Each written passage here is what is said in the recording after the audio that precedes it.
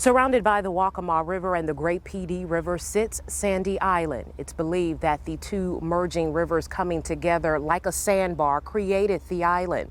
Now this creek stretches from the mainland to the island. It was created in the early 60s as a pathway to allow the residents to get to and from their homes.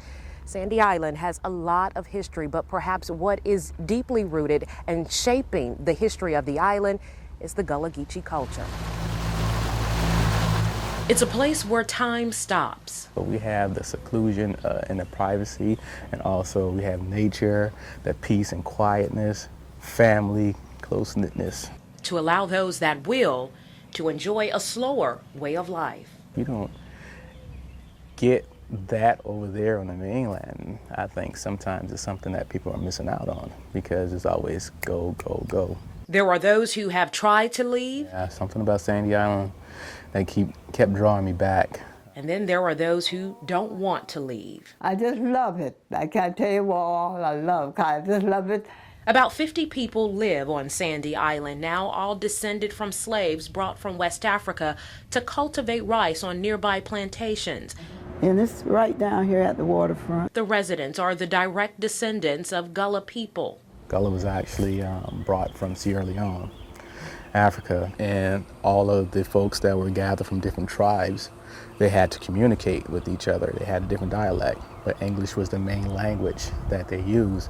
So they took the English language as well as their dialects and brought it together and formulated this language called Gullah. Once here, it also became the coded language to keep a plantation overseer from knowing what was being said. They would say something like, we cut teeth later over by the tree, yeah, something like that, you know, meaning that we'll talk later by the tree.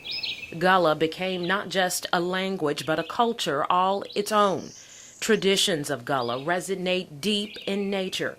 The trees, the fresh water, and plants played a part of their daily lives. For instance, this moss you see hanging from the trees tells the islanders the air around them is clean. You can put it in your shoe if you have some type of headache or something like that. That's one of the things that they use to get rid of headaches. On the backside of Sandy Island, on land owned and maintained by the State Nature Conservancy, are tombstones dating back as far as the 1700s.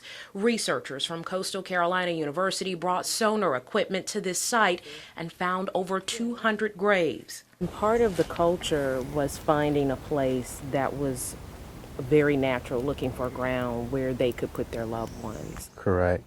The thought was, or the tradition was, to bring them to an area like this, have a path in, put the deceased in, also any sentimental valuable items that they had while they were alive, to put that on the grave as well.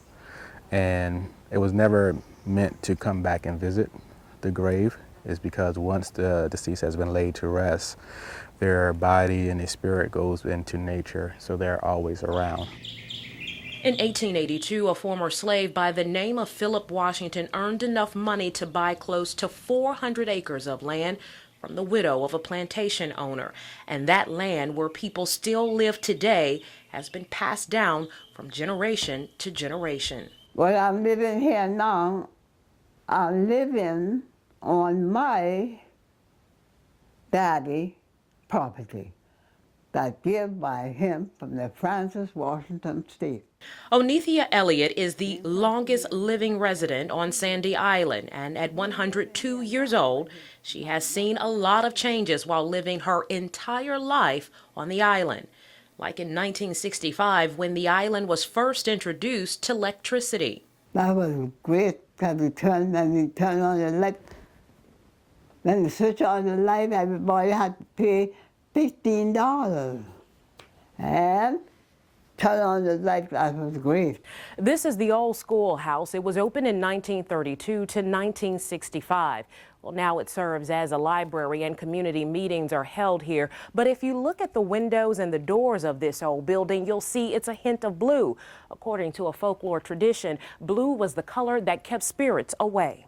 The island is a place that holds on to its history and traditions. While the rice plantations don't exist today, if you travel along the island, you will see their remnants. Those plants out there with the stalks on it, Those are wild species of rice that's still growing today. In 2005, Romy Pyatt came back to start Tours de Sandy Island to share with others the story of his home. What I'm planning on doing is actually getting the youth here on the island together and let them know exactly where it is that they came from, going and see the different wildlife, the different types of species of plants that we have here, and seeing what Sandy Island itself has to offer. Hopefully that would actually spark an interest in them to always come back and say, hey, this is a jewel that, you know, that my family owns.